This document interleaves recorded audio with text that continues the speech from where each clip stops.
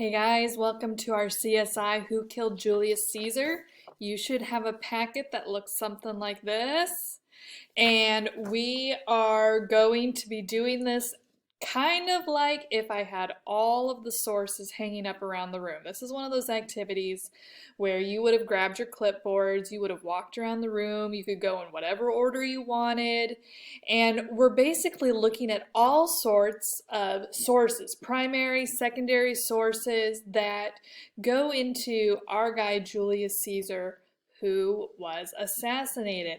And so if we look at our case summary here, we have some information on Julius Caesar, by far one of the most famous Roman leaders of all time, mostly because one, he was murdered, two, Shakespeare decided to take the story of Julius Caesar and turn it into a full-length play.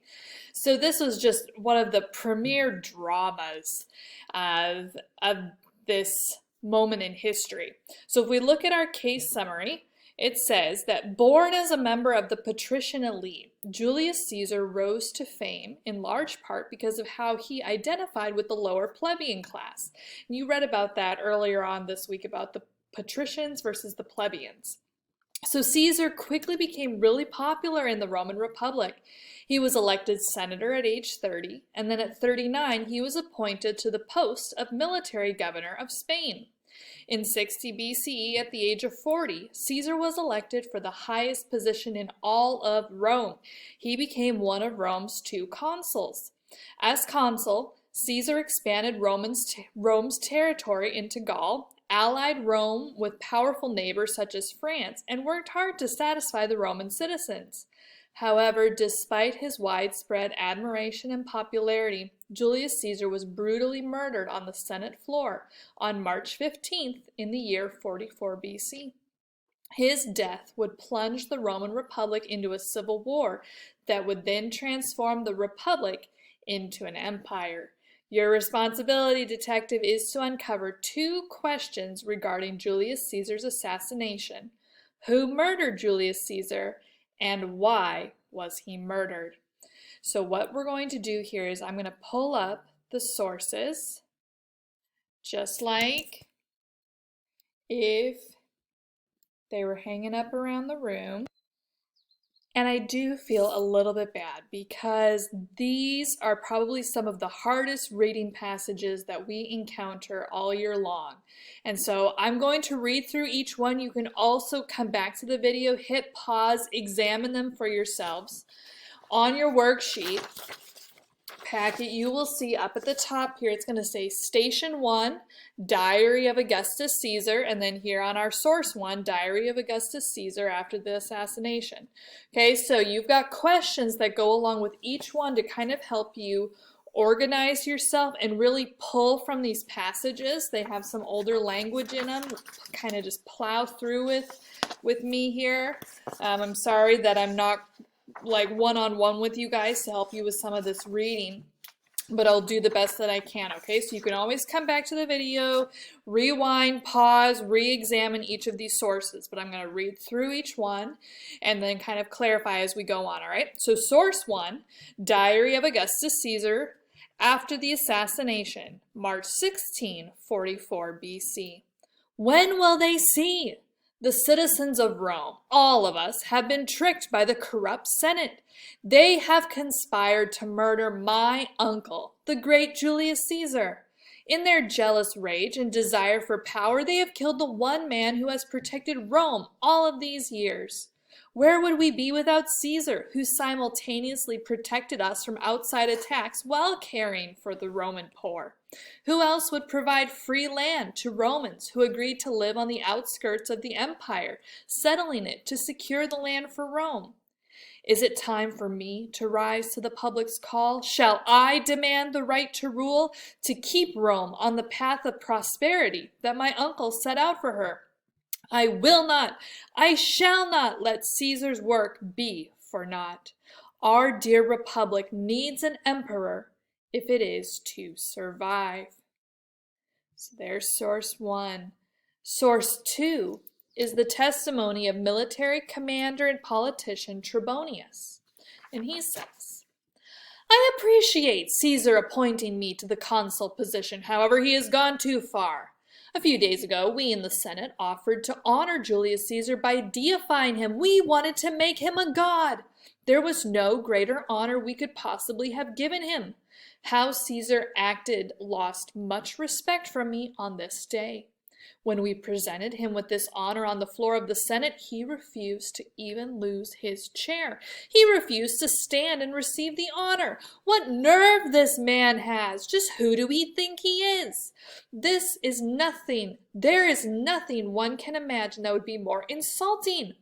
He gave us no reason for his refusal, only for us to think that he doesn't need our approval any longer.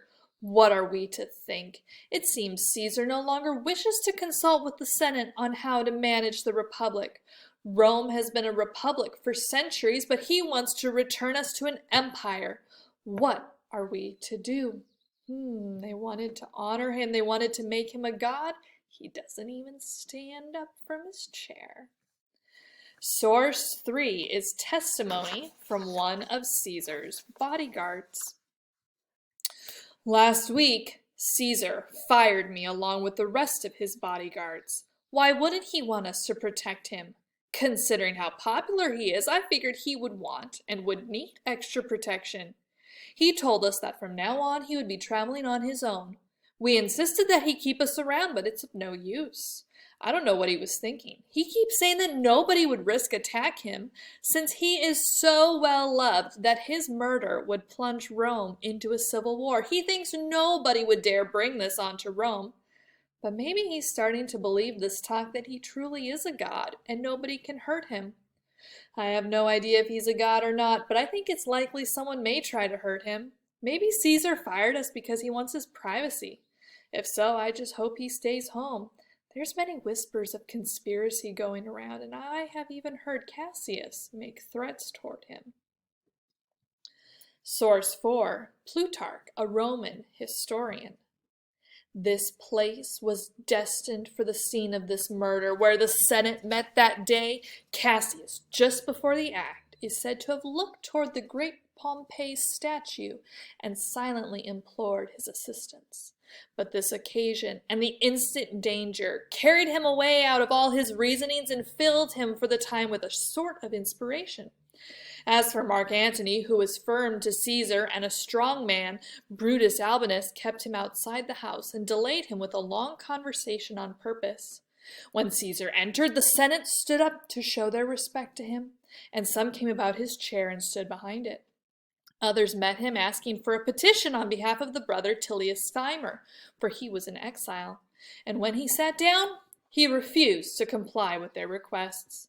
After several refusals, Tullius, laying hold of Caesar's robe with both his hands, pulled it down from his neck, which was the signal for the assault.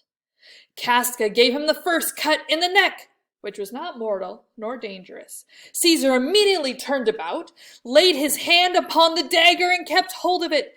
And both of them at the same time, Caesar cried out, "Vile Casca, what does this mean?" And Tullius to his brothers in the Senate, "Brother, help!" Upon this first onset, those who were not privy to the design were astonished, and their horror and amazement at what they saw were so great that they did not assist Caesar, nor so much as speak a word. But those who came prepared for the business enclosed him on every side with their naked daggers in their hands. No matter the way he turned, he met with blows and saw their swords leveled at his face and eyes, and was encompassed like a wild beast on every side. For it had been agreed that they should each of them make a thrust at him and flesh themselves with his blood. For which reason Brutus also gave him one stab in the leg. Some say that he fought and resisted all the rest, shifting his body to avoid the blows and calling out for help. But when he saw Brutus's sword drawn, he covered his face with his robe and submitted, letting himself fall.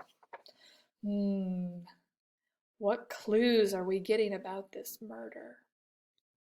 Source 5, Cassius, the Roman statesman and general. Cassius says, "Aye, do you fear it, that our beloved Rome may be doomed by this god?" Brutus said. I would not, Cassius, yet I love him well. What is it that you would impart to me? He's saying, what are you telling me here, Cassius? Brutus is saying, I like Caesar. He's a great guy. And Cassius goes, I know that virtue is in you, Brutus, as well as I know your outward favor. Well, honor is the subject of my story. I was born free as Caesar. So were you. We both have fed as well, and we can both endure the winter's cold as well as he. They're saying we're both as good as Caesar. We're as hardy and as strong as Caesar. Once day the troubled Tiber was chafing with her shores, the river. Caesar said to me, Thy Cassius now leap in with me into this angry flood and swim to yonder point. Upon his word I plunged in and bade him to follow. So indeed he did.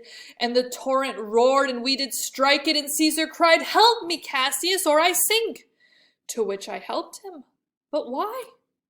Now he's being named a god, and I a wretched creature who must follow. Is this a characteristic of a god? One who almost taken beneath the Tiber, I ask, and it was I, a wretched creature, who saved him? Now this is from the play by Shakespeare, if you could catch from the language. So Cassius is trying to say to Brutus, he isn't a god. If he was a god, when we went to swim across the river, why was I, the human, the one saving the god Caesar from drowning? He's not any better than us, is what Cassius is kind of proposing here. Okay, source 6. Nicholas of Damascus wrote his account of the murder of Caesar a few years after the event. He wasn't actually present when the assassination occurred, but he had the opportunity to speak with those who were. So what do you think, a primary or a secondary source? He wasn't directly there, but he spoke to people who were. Okay, so this is what Nicholas recorded. The conspirators never met openly, but they assembled a few times in each other's homes. There were many discussions and proposals, as might be expected, while they investigated how and where they should execute their design.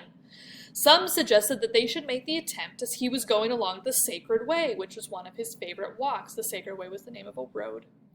Another idea was for it to be done at the elections, during which he had to cross a bridge to appoint the magistrates in the Campus Martius.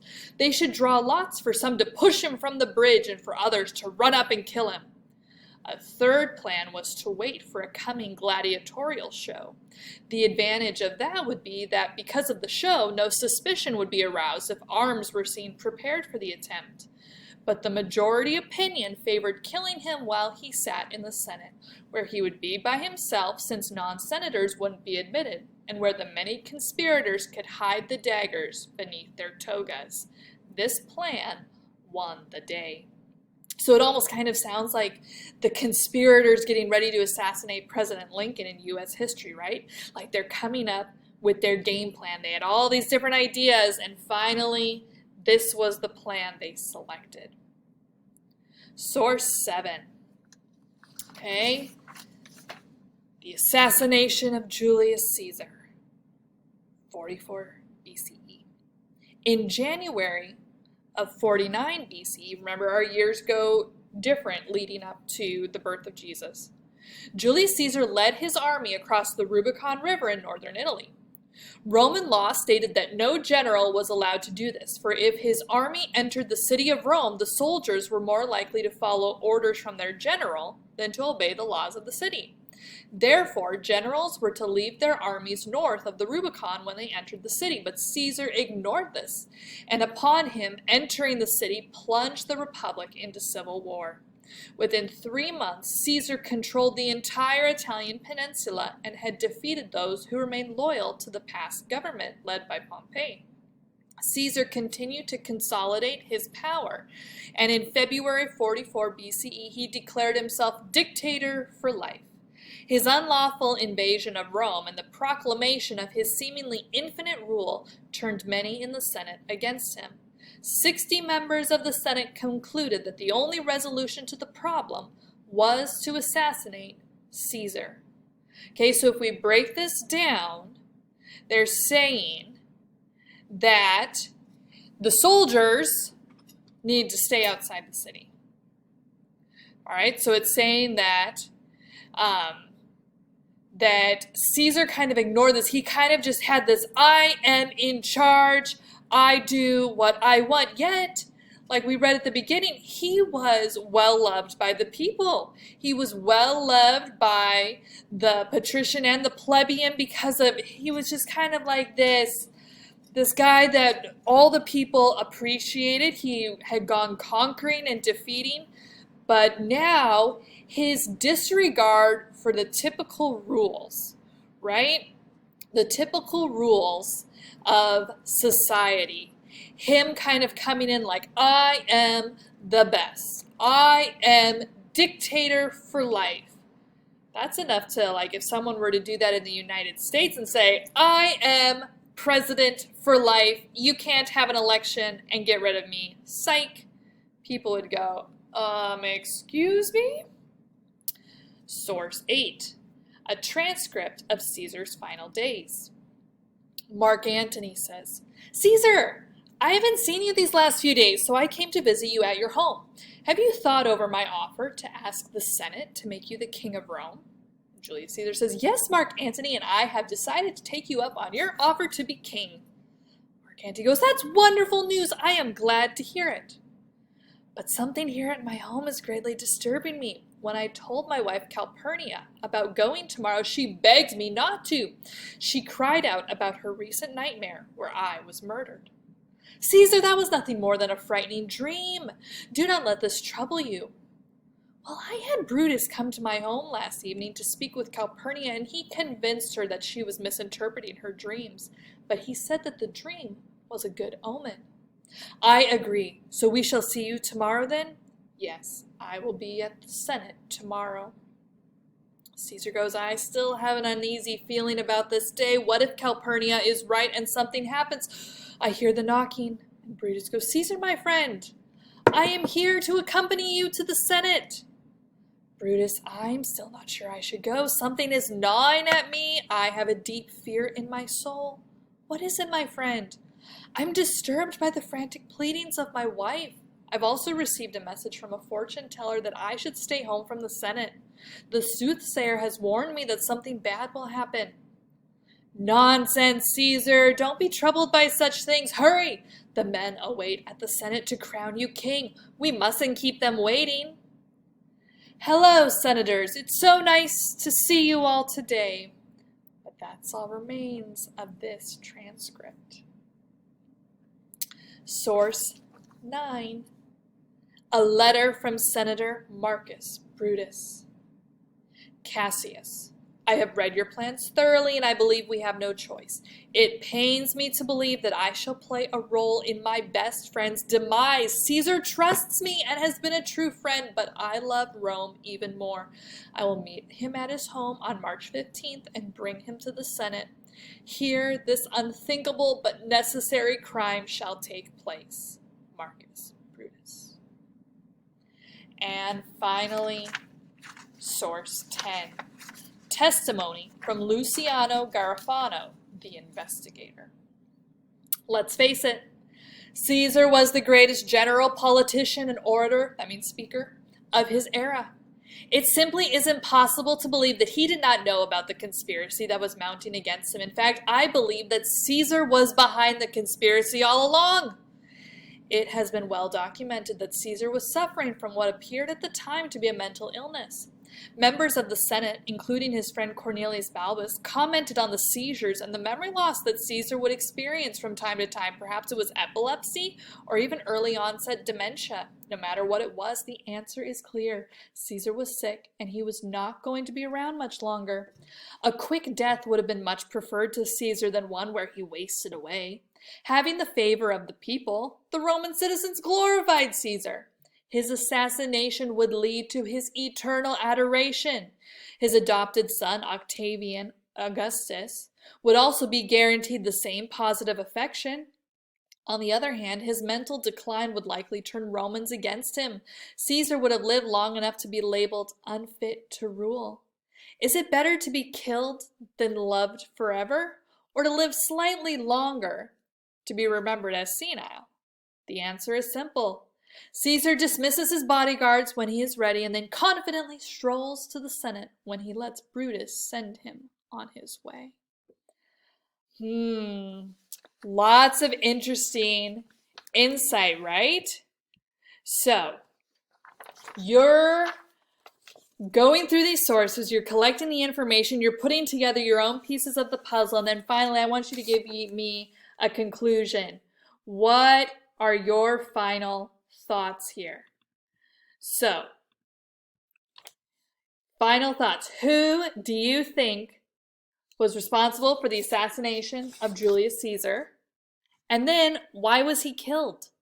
Why were they after him? And then, just like when we did the side that, like a lamb to a slaughter story, I want you to, on the back page, sketch me your own thoughts on what the crime scene looked like. Give me your crime scene sketch. Now, there's also, if you go on YouTube, there's an fun TED Ed animation on Julius Caesar's assassination. There's different clips from old dramas, black and white, that's kind of fun to see, so you're welcome to look at those as well. But in the meantime, I'm so excited to see what you guys connect about who you think killed Julius Caesar, what you think happened as you put all the pieces of the puzzle together. All right, have fun.